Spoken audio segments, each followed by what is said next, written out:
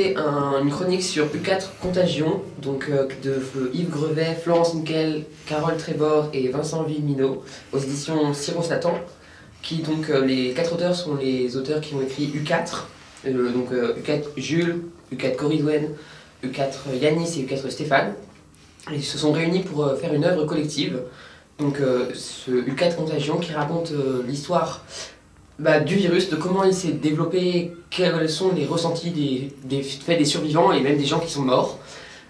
Il est organisé, en fait, c'est une série de sortes de petites nouvelles d'une petite dizaine de pages en moyenne, qui raconte la vision, le point de vue en gros de plein de personnages un peu partout dans le monde.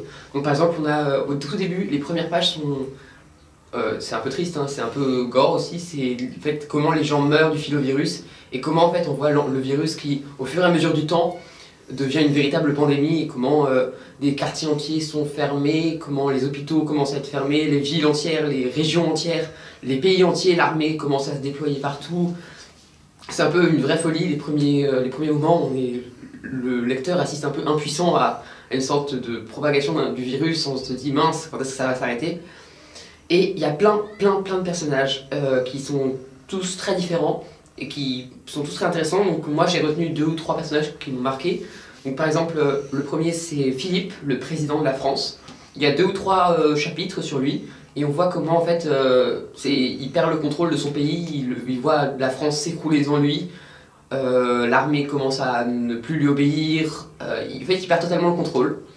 Il y a aussi donc la vision de Coridwen, donc qui est la seule personne, à peu près, enfin, tous les personnages sont représentés sauf Jules, mais il y a un gros moment sur Coridwen sur comment le fait, après qu'elle soit revenue dans le temps, elle va en fait avoir l'impression de faire un véritable, en fait, de revivre les mêmes événements, tout en sachant déjà ce qui va se passer, mais elle ne le comprend pas, elle n'arrive pas à expliquer pourquoi est-ce que, enfin, c'est vraiment très bien. Il y a plein de personnages qui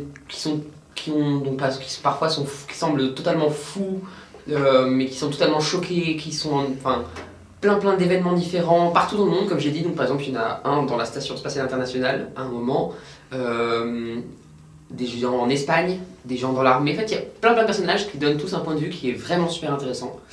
Donc déjà comment le livre est organisé, c'est-à-dire par petits chapitres qui semblent ne suivre aucune logique, mais qui finalement te racontent l'histoire de tout le vécu, c'est-à-dire comment ça a commencé, comment ensuite les gens se sont peu à peu organisés, et surtout comment les gens ont vécu au moment où la situation s'est stabilisée, quand l'armée a pris le pouvoir. Ça apporte plein d'informations sur en fait, comment le pays essaye de se remettre dans son coin, enfin de se remettre de cette pandémie, parce qu'en finalement en fait, les Français c'est quasiment les seuls survivants du monde entier, vu que c'est les seuls vaccinés. Et c'est vraiment très prenant comme livre, il y a le texte, les 4 auteurs, en fait on a l'impression de ne pas savoir vraiment qui a écrit quoi, ça s'assemble et ça fait comme si c'était un seul auteur qui avait tout écrit. C'est vraiment très beau, franchement c'est vraiment un excellent livre, je dirais presque mieux que les U4 pour certains d'entre eux. Bon, ils sont très bien, mais celui-là, et je trouve vraiment presque mieux que les autres. Donc très simplement je vous conseille de le lire, il est vachement bien.